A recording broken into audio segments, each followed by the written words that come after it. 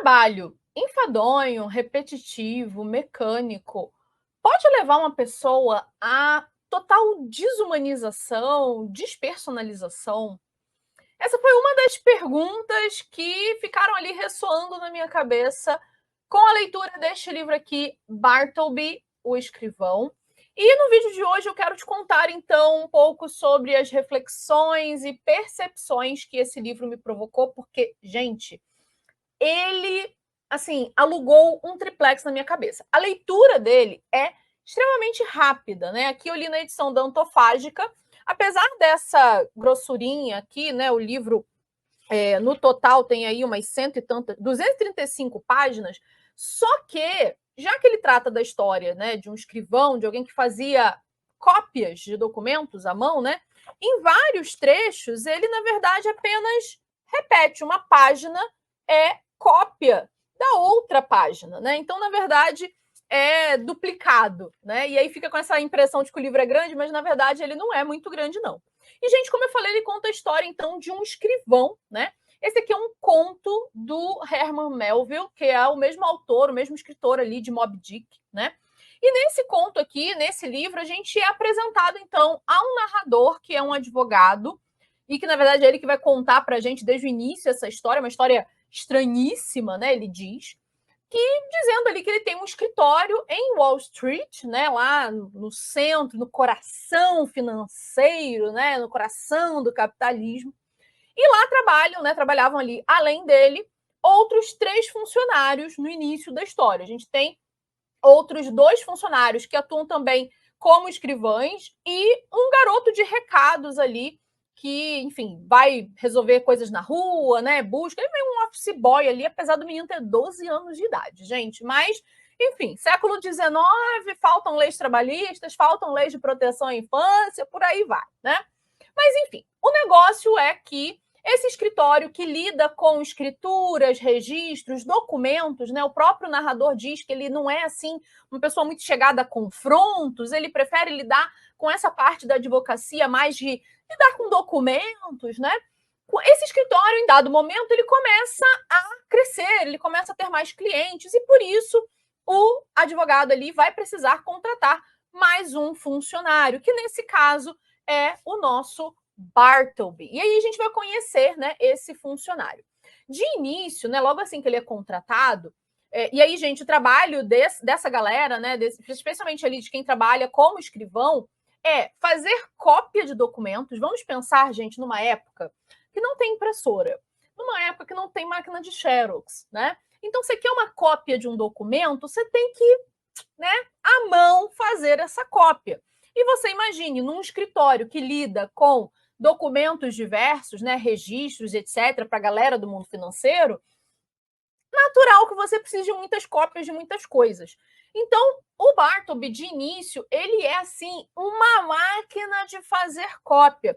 Inclusive, quero ler aqui um trechinho para você, né, apesar de todo o trabalho enfadonho e repetitivo, olha só como é descrito aqui no iniciozinho, né, o trabalho, a atuação ali do Bartleby. Diz assim, ó: de início, Bartleby executou uma quantidade imensa de escrita. Como se estivesse faminto por algo para copiar, parecia deleitar-se com meus documentos. Não pausava nem para digestão. Operava em turno diurno e noturno, copiando a luz do sol e de velas. Sua dedicação teria me deixado muito contente se ele se mostrasse alegremente esforçado. Mas ele escrevia de forma silenciosa, pálida e mecânica. Então, já começamos aqui com um certo estranhamento nessa história, né? O sujeito trabalha dia e noite, né? Parece uma máquina, porque ele não para nem para comer, né? Ele não para nada, ele fica ali copiando o dia todo. E ainda assim, o nosso advogado... E aí um detalhe, gente, porque eu acho que o autor aqui ele foi muito sagaz em criar um personagem, esse advogado, né, que é tanto personagem quanto o nosso narrador, que ele, assim, é muito simpatiquinho, ele parece muito preocupado. Então, a gente tende, assim, a ficar do lado dele, né? A gente tende a comprar a visão dele. Mas tem uns elementos no meio de um certo humor, no meio dessas narrações dele, né, de um jeito assim um pouco bonachão, engraçadinho, com que ele conta as coisas, que vai nos chamando a atenção para certas percepções dele. Por exemplo, ele diz: o cara é muito eficiente, mas eu teria ficado mais contente, eu gostaria mais, se ele fosse eficiente e ainda assim se mostrasse alegremente esforçado. Ou seja, sabe aquela história de vestir a camisa da empresa e vamos lá, e não sei o quê? Então, quer dizer, e mais pra frente ele fala, né, que é uma tarefa, esse negócio de ficar fazendo cópia, conferindo cópia, que tinha que fazer a cópia e depois conferir para ver se a cópia tá certa, né? Então, assim, ele diz, essa tarefa, né, de fazer cópia, conferir cópia, etc., é uma tarefa muito monótona, cansativa e letárgica. E ainda assim, ele espera que a pessoa esteja alegremente esforçada, do tipo, olha que legal fazer esse monte de cópias aqui. Nesse trabalho absolutamente repetitivo, sem propósito, porque assim, a gente vê hoje em dia, né, especialmente, que é um trabalho que foi substituído pela máquina, né? Não tem mais gente hoje ficar fazendo cópia de livro, de documento, de texto à mão, né? Você pode simplesmente tirar ali uma xerox, imprimir uma segunda via, por aí vai. E aí parece que o Bartleby, ele começa a refletir sobre isso. Por quê? De início ele tá igual essa máquina que não para, mas de repente, né, dado momento, ele começa a levantar ali da sua mesinha e ficar encarando pela janela uma parede que tem do outro lado, né? Porque a vista dele também é o quê? Uma parede, né? Então ele começa a ficar encarando essa parede. De início é tudo meio estranho, né? Sujeito esquisito encarando a parede, mas, né? Ok, deixa lá. Vamos lá. Só que com o passar do tempo, ele vai mudar de atitude, né? Conforme ele encara essa parede, ele, em dado momento, ele é chamado para fazer uma conferência, né, das cópias, né? Quer dizer, um vai lendo e o outro vai, né, conferindo ali. E ele simplesmente responde: prefiro não. Simplesmente isso. Prefiro não, né? A partir daí, o que a gente vai ver é uma recusa sistemática desse personagem em fazer parte desse sistema, né? Desse trabalho que não faz nenhum sentido. Quer dizer, Fernanda, mas precisa de cópias? Precisa, mas você percebe o quão enfadonho deve ser a vida de uma pessoa só copiando, copiando, copiando infinitamente, porque esse trabalho também não acaba. Então, e ao mesmo tempo ele é só mais uma engrenagem nessa grande máquina, sabe? Não tem nada de significativo, não tem nada de importante no trabalho dele. Então, com o passar do tempo, ele passa a responder a todo pedido que é feito para ele com esse prefiro não, né? Então, né? Só não, prefiro não. E assim, eu não vou contar aqui, esse vídeo não tem spoiler, então eu não vou contar o que acontece ali no decorrer dessa obra, mas é muito interessante perceber o desenvolvimento do próprio Bartleby a partir dessa recusa dele, a partir dessa consciência, dessa atitude de resistência, de dizer esse prefiro não, então o que vai acontecer com a vida dele, e também com os personagens ao redor dele, porque todo mundo vai tentar entender, né, o que é esse prefiro não, né? Por que isso? Por que ele cismou com esse negócio? Enfim, gente, é um livro assim muito curto. Eu li, e sei lá, 1 hora ou talvez menos, mas é aquele livro assim que você termina de ler e fala, gente, preciso pensar sobre isso. Inclusive porque, apesar dele não ter nascido como um clássico, né? Se é que dá para dizer que um livro nasce como um clássico, mas assim, de início ele não foi assim super aclamado, na verdade, só alguns anos depois, né, que foi ser reconhecido. Ainda assim, o Ítalo Calvino, né, lá naquele livro Por que Ler os Clássicos, diz que um clássico é um livro que nunca termina de dizer o que ele tem para dizer. E eu confesso a vocês que pensando, né, nas interpretações e depois pesquisando um pouco sobre o Bartleby, eu vi que ele se encaixa realmente perfeitamente nessa definição. Ele não acaba de dizer o que ele tem de dizer. Por quê? Porque a gente pode interpretar esse livro de muitas maneiras, né? Se você já leu, inclusive, me conta aqui embaixo nos comentários qual é a sua interpretação para esse livro. Porque, por um lado, né, os personagens ao redor do Bartleby começam a tentar entender, se perguntar, tentar entender esse comportamento dele. E nós, leitores, fazemos a mesma coisa, né? A gente fica, gente, mas o que será que está acontecendo? Aonde isso vai dar? Por que ele está agindo assim? E aí surgem as mais diversas análises da obra, né? A gente pode pensar de um ponto de vista psicológico, por exemplo, né? Há quem diga que o comportamento dele ao longo do livro, né, com essa recusa, porque ele começa trabalhando e depois ele vai se recusando, recusando. Não vou contar, né, até que ponto ele chega, mas enfim, ele vai se recusando ao longo da obra. E aí há quem diga que essa atitude dele é uma atitude de uma pessoa depressiva, né? Que antes vivia muito bem, convivia, trabalhava e etc, etc, e de repente vai deixando as suas atividades, né? Vai deixando de realizar suas atividades. Outra interpretação, talvez assim a mais comum que a gente pode encontrar por aí, é uma análise assim do ponto de vista histórico social, né? Que é, enfim, predominante. Por quê? Porque a gente tem um contexto, né? Esse livro ele foi escrito no século XIX, né? Inclusive ele tem um subtítulo chamado Uma História de Wall Street. Lembra que eu falei que tem um primeiro momento, né? Quando o Bartleby começa ali a refletir, começa a pensar, que ele fica encarando uma parede de tijolo, né? A coisa mais sem graça, sem propósito, mais estúpida possível, né?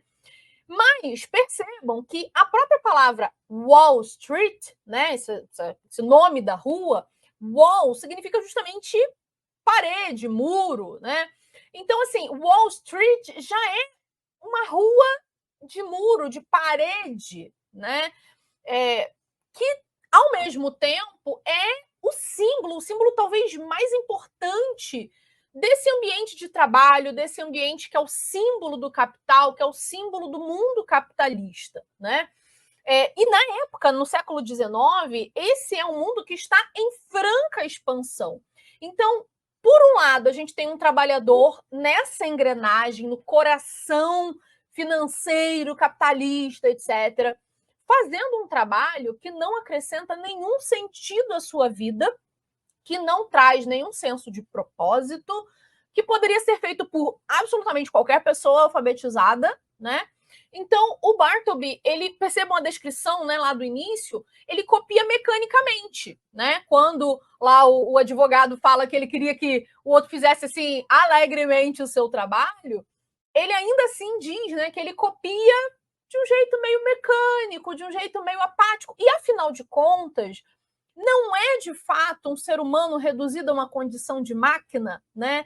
Em que ele não deve pensar, ele não deve expressar opiniões, ele não deve ter nenhum tipo de particularidade. E de fato é interessante porque os personagens desse livro não têm nome, né? A não ser o Bartleby. Outros personagens são descritos ou por apelidos, então, por exemplo, outros escrivães ali são apelidados, né, de acordo com características, com comportamentos, ou até o office boy lá, o menino que é office boy, que chamam ele de Ginger Nut, se eu não me engano, né?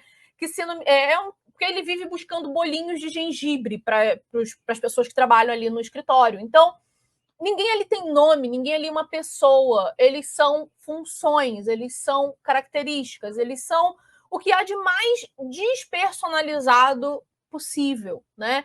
Fazendo um trabalho que também não acrescenta nenhuma criatividade, que também não traz nenhuma pessoalidade, né, para aquele tipo de coisa.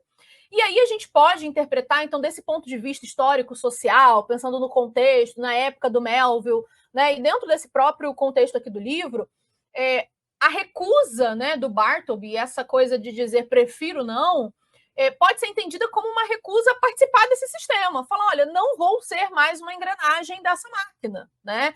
Prefiro não participar, prefiro não ser essa engrenagem, né? Agora, tem um outro ponto de vista também que eu descobri aí fazendo essas minhas pesquisas, porque, gente, eu fiquei obcecada por esse livro, né? Então, fazendo ali as minhas pesquisas, eu vi que esse livro tem também um certo viés autobiográfico, né? Porque o Bartleby, ele foi publicado em 1853, depois da publicação de Moby Dick, né? Lembra que eu falei que o autor é o mesmo autor aí, tanto do Moby Dick quanto do Bartleby. Só que O Moby Dick, ele não foi um sucesso no lançamento. Na verdade, o Herman Melville, ele já tinha publicado outros livros antes, né, do Moby Dick, antes do Bartleby, e esses livros, sim, tinham sido um sucesso, tinham vendido bem, né, e de certa forma eram meio que o que as pessoas esperavam que ele fizesse, mas aí ele vai numa pegada, tanto em Moby Dick quanto no Bartleby, completamente diferente, trazendo um aspecto um pouco mais contemplativo, mais reflexivo, um pouco mais crítico do que os outros livros que ele tinha feito. Então, quando ele fracassa em Moby Dick, já trazendo esse estilo diferente dos livros que ele tinha escrito antes, e ele decide fazer um segundo livro, que é o Bartleby,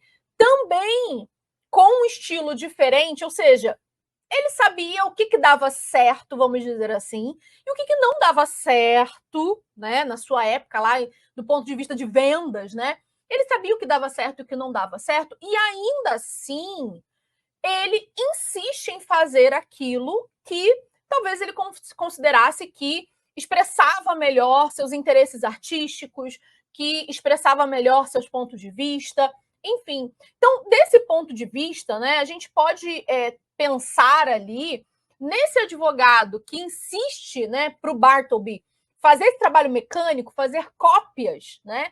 Esse advogado pode ser entendido como esse leitor da época do Melville, né?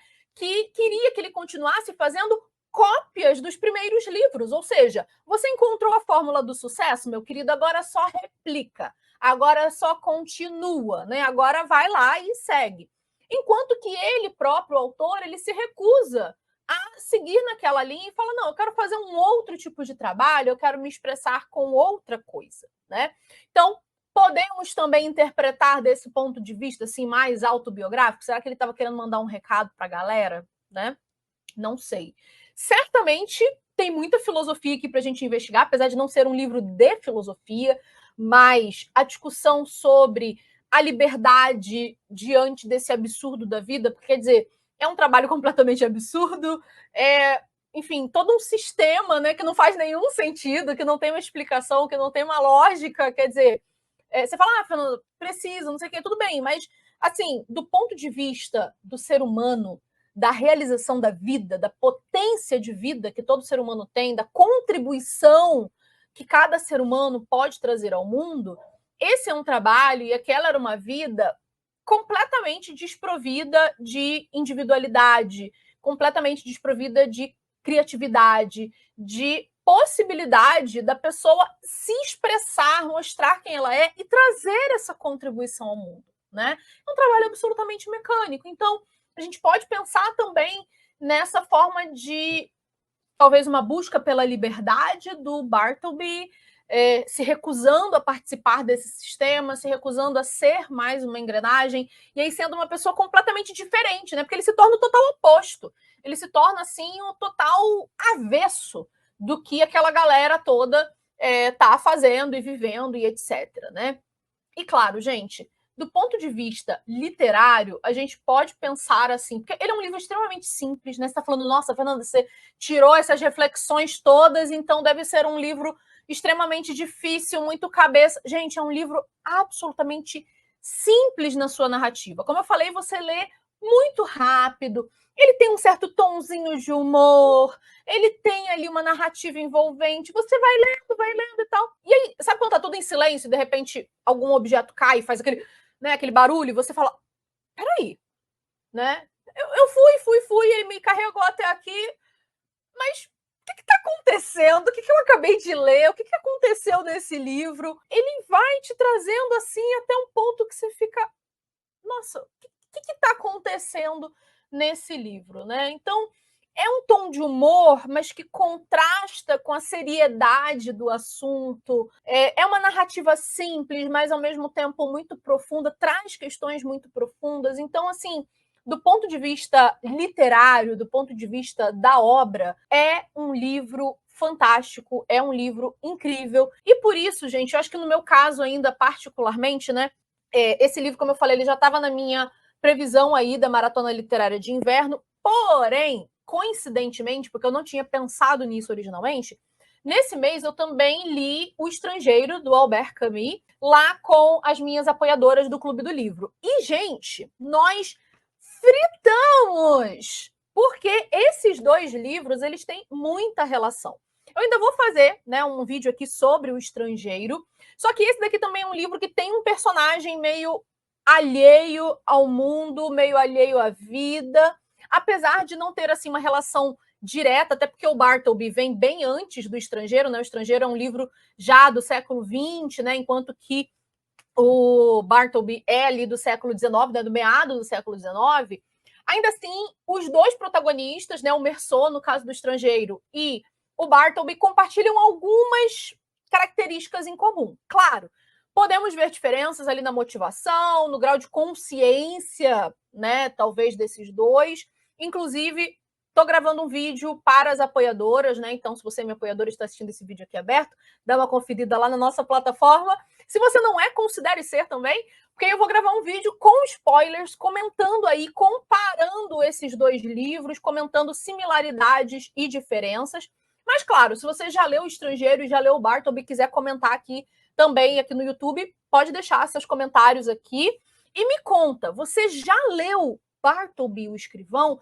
Tem vontade de ler? Ficou interessado em ler? Porque, gente, como eu falei, me alugou um triplex, me fritou a cabeça, ainda mais lendo ali junto com o Estrangeiro, foi assim, fritação garantida. Então, me conta aqui se você já leu, se você conhece.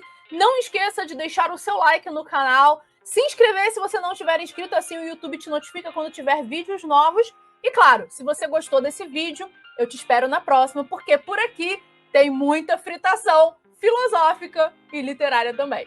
Te espero lá. Tchau, tchau.